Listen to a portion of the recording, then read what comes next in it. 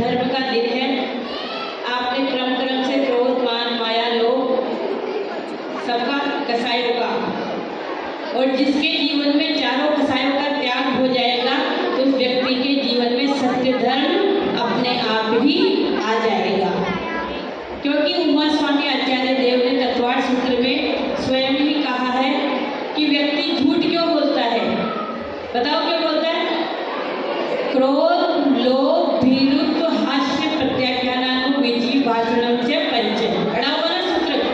तो व्यक्ति क्रोध के कारण झूठ बोलता है, लोभ के कारण झूठ बोलता है, भय के कारण। और व्यक्ति को भय कब होता है? जब अपने अंदर मायाचारी होती है तब वह उसके अंदर भय होता है।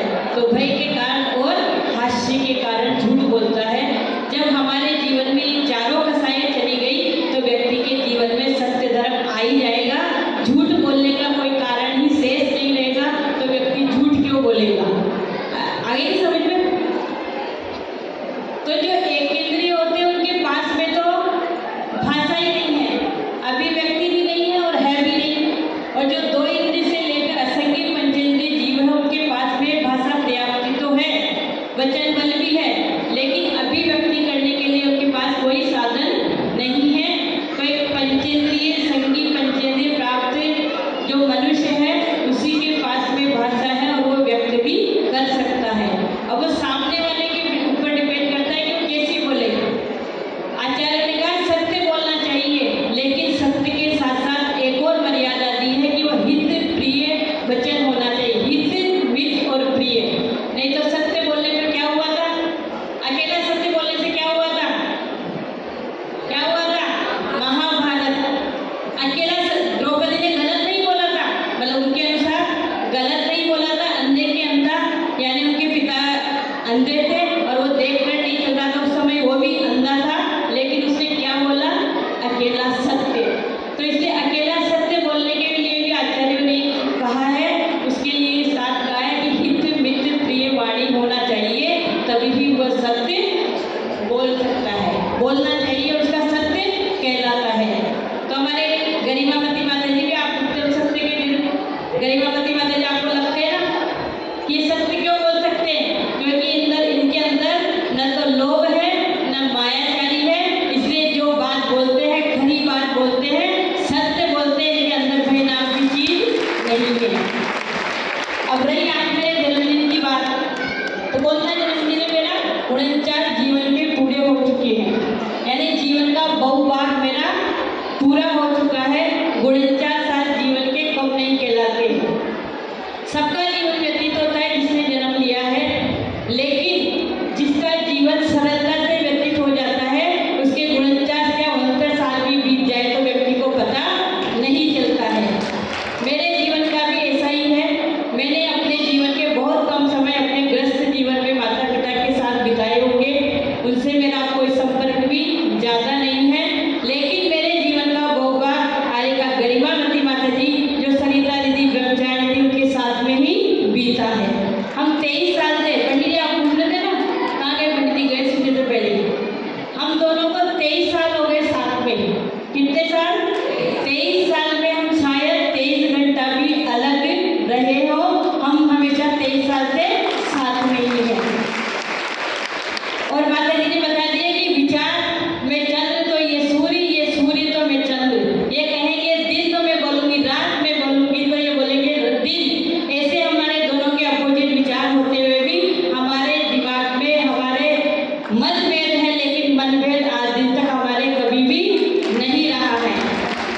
और गरिमावती माता जी जो है मेरी कोई मित्र भी कह सकती हूँ, एक माँ के रूप में भी दे सकती हूँ, एक बड़ी बहन के रूप में भी, और जब मुझे गुस्सा आता है तब एक छोटी बहन के रूप में भी मैं इनको देखती हूँ, क्योंकि मैं कभी किसी के ऊपर गुस्सा नहीं करती। देखा आपने कभी किसके ऊपर करती हूँ? मैं खाली पूछो, इनसे पूछो किसके ऊपर करती हूँ गुस्सा।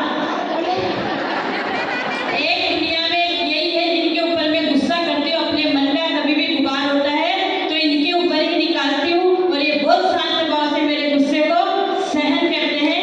सबको लगता है कि ये बहुत गुस्से वाले हैं और बहुत गुस्सा करते हैं, लेकिन इनसे भी ज़्यादा मैं इनके ऊपर करती हूँ। और रही हमारे जीवन की बात, तो सही में हमारा इतना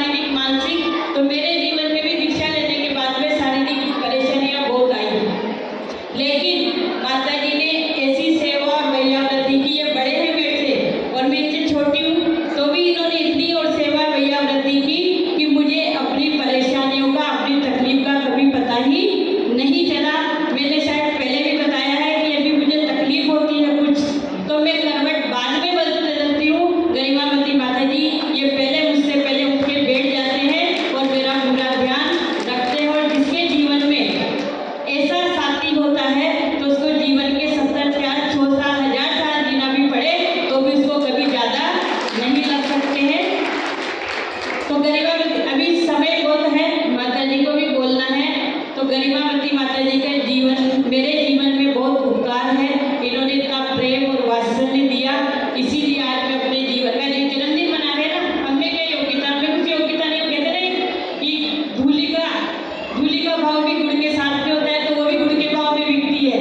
तो ऐसा ही पहले कितने बोल्ड नहीं थे बोलने में, सामने वाला हमको मार रहा है तो भी हम प्रत्युत्तर नहीं कर सकते थे, लेकिन इन्होंने बड़ा के बीट ठोक के मुझे इतना बोल्ड बना दिया कि इनसे भी ज्यादा कोई बोले तो मैं सामने बोल सकती हूँ। तो जो भी हूँ आज मैं हूँ, इनकी वजह से ही हूँ। जैसे गरिमावती माता जी को हमारा बार वंदना भी माता जी कि हमारे जीवन के 49 साल आपने इतनी आसानी से व्यतीत करना सिखा दिया। आगे का जीवन भी आपके साथ ही आपके चरणों में हमारा बीते। हम यही आपसे आशीर्वाद मांगते और आपको बारंबार वंदना भी करते हैं। वंदना भी माता जी, वंदना भी माता जी, वंदना भी। जय पूज्य माता